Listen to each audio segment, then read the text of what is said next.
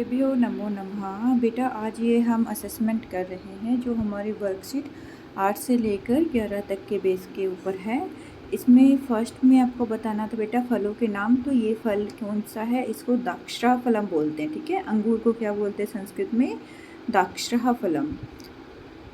Next है अनार। अनार को डाढ़ीमम बोलते हैं। अनार को संस्कृत में क्या कहेंगे हम, डाढ़ीमम।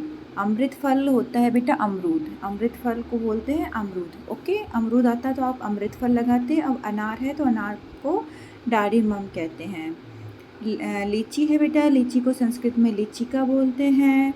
केले को कदली फलम कहा जाता है। अनानास को अनानासम भी बोलते हैं और पनसम भी बोलते हैं। अगर पनसम है तो वो भी आप लगा सकते हो, अदरवाइज अनानासम। ओके बेटा, ये आपके फलों के नाम थे। उसके बाद आपका जो चैप्टर था वृक्षः, उससे लिए गए हैं ये। वनम वनम रच्यन्ते वृक्षः, वनम वनम रच्यन्ते वृक्षः। नेक्स्ट था बेटा पिबन्ति पवनम जलम सततम। पिबन्ति पवनम जलम सततम कि पानी पीते हैं और पवन और पानी को लगातार पीते रहते हैं। वृक्ष के ऊपर थे सारे ही। स्पृशन्ति पादई पातालहि च। जो वृक्ष थे वो क्या करते थे, स्पर्श करते थे अपने पैरों से किसको, पाताल को। पैरों से अपने किसको स्पर्श करते थे, पाताल को स्पर्श करते थे। ठीक है, पैर कौन से होते हैं वृक्ष के, जड़ें। जो जड़ होती है ना बेटा, वो क्या होते हैं, वृक्ष के पैर बोले गए थे इसमें। स्पृशन्ति पादहि पातालम चह। नेक्स्ट है नभः शिरसुः वहन्ति वृक्षा। जो वृक्ष होते हैं वो अपने सर पर क्या वहन करते हैं, क्या ढोते हैं, नभ को, आकाश को। ठीक है, नभः शिरसुः वहन्ति वृक्षा। तो बेटा ये अपने अच्छी तरह से अगर नहीं किए श्लोक्स तो आप कर लेना, ताकि एग्ज़ाम में भी इस तरह से आने हैं, आपको समझ में आ जाए। वर्कशीट जो प्लेलिस्ट है बेटा 6th क्लास की, उसमें आपको ये मिल जाएंगे। नेक्स्ट है आपके पास कोचि तटः नारिकेल फलेभ्यः ज्ञायते। जो कोची का तट होता है वो नारियल के फल के लिए क्या होता है, जाना जाता है। तो हम नारिकेल फलेभ्यः यहाँ पर लिख देंगे।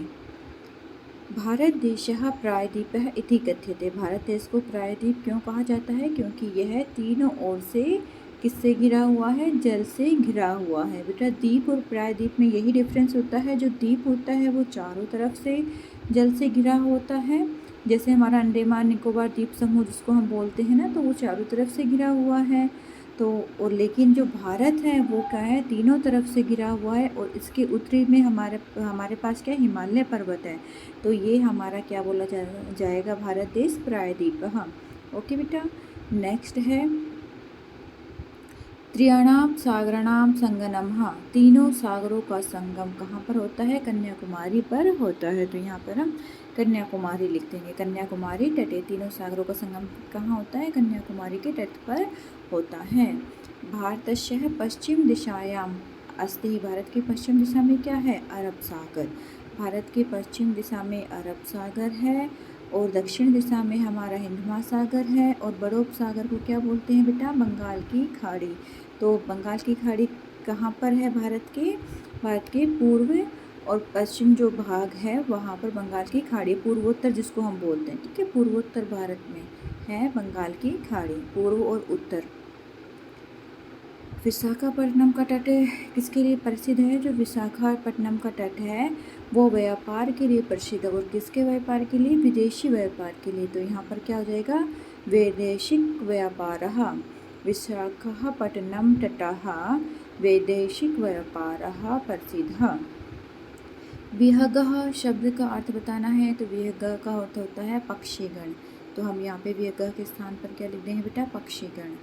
नेक्स्ट है आसीना। आसीना शब्द का सही अर्थ क्या होता है, बैठे, बैठे हुए। आसीनः बैठे हुए।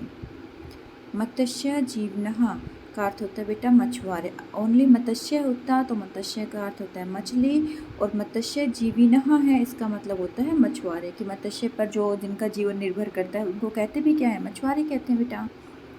नेक्स्ट है सैनिकऊ। सैनिकऊ को आपको बताना है क्या होता है। तो बेटा ये द्विवचन है। सैनिकऊ कौन सा वचन है, द्विवचन है। जैसे बालकऊ आपने याद किया था ना, बालक, बालकऊ, बालकः। तो बालकऊ में आपका क्या था, बालकऊ में था आपका द्विवचन। तो ऐसे ही सैनिकऊ भी क्या हो जाएगा, द्विवचन हो जाएगा। अब आपको इनमें से बताना था बहुवचन का कौन सा रूप है। तो इसमें देखो रामः एक वचन का है, देशव द्विवचन का है और सेवकः बहुवचन का। एक बालक शब्द रूप अच्छी तरह से याद कर लो बेटा। जैसे बालक है बालकौ, बालकः, बालकः बहुवचन होता है तो सेवकः भी बहुवचन होगा। नेक्स्ट है बेटा ये आपका पर्यटन के लिए, आपको शब्द बताना था पर्यटन के लिए कौन सा शब्द होगा। पर्यटनाय, पर्यटनशः, पर्यटनेः। तो चतुर्थी विभक्ति लगती है ना के लिए के अर्थ में, कारक विभक्ति आपने पढ़ी थी अपनी वर्कशीट में। तो यहाँ पर के लिए बेटा चतुर्थी विभक्ति लगती है। तो इसमें ना जो हमारे पास ये गूगल फॉर्म था इसमें प्रियनाय लिखा हुआ है, इसमें टा नहीं लिखा हुआ है, वास्तव में पर्यटनाय होगा। ठीक है, ये ठीक करके मैंने लिख दिया है। ओके बेटा, आप अपना ये कार्य कर लेना और अपने टीचर को सबमिट करवा देना।